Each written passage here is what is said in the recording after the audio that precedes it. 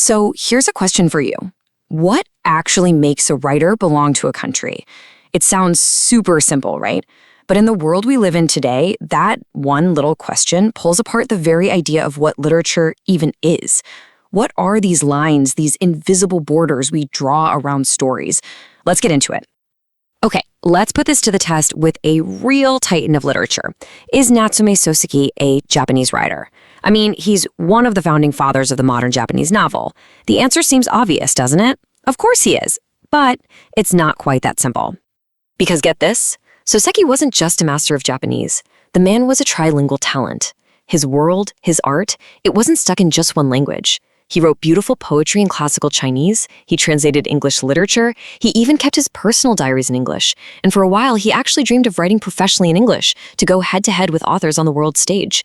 So how can we possibly call him just a Japanese writer? To get our heads around this, we're going to start by asking what defines a literature in the first place. Then we'll meet a writer who absolutely shatters those definitions. We'll explore the real emotional struggle of living between languages. We'll even take a leap into the new digital frontier. And finally, we'll see how the power to define all of this might have been in your hands all along. All right, first up, let's talk about those invisible lines.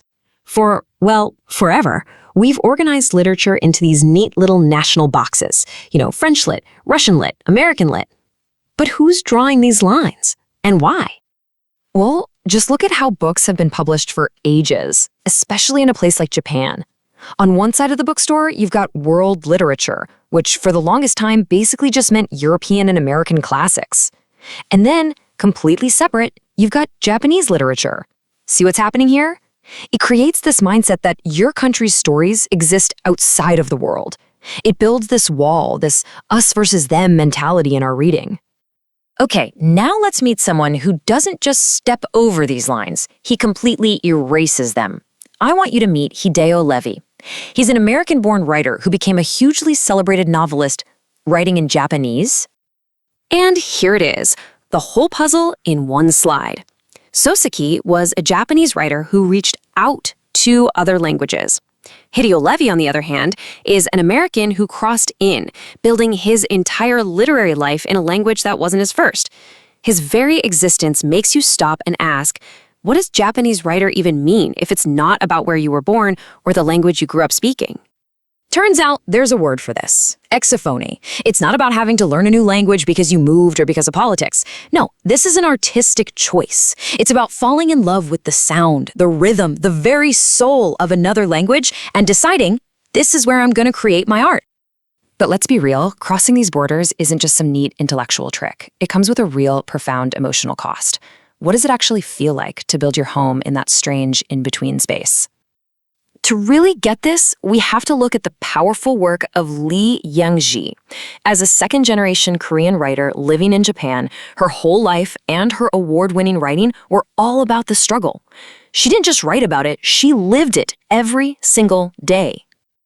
Just think about that image for a second, a word cane. The very thing you need to support yourself becomes a source of confusion. When you reach for it, which alphabet do you grab? The Japanese one or the Korean one? Wow, that single sentence just perfectly captures that feeling of being unmoored, of having no solid linguistic ground to stand on. So, writers are crossing borders of place and language, but that's not all. They are also crossing the border of time, and in our hyper-connected world, technology is warping that relationship in some really wild ways. Just check out the incredible career of author Kiichiro Hirano. He starts out writing these massive historical novels set back in 19th century Europe. Then, boom, he leaps into the chaotic present, writing about internet culture. And his latest stuff, it jumps forward into the 2030s with missions to Mars.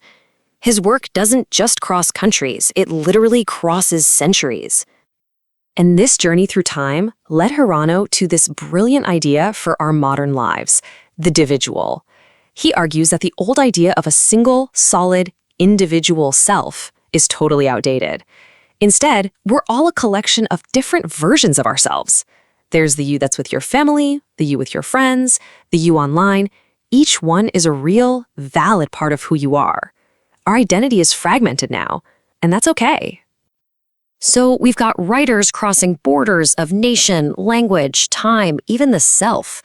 How are we, the readers, supposed to make sense of all this?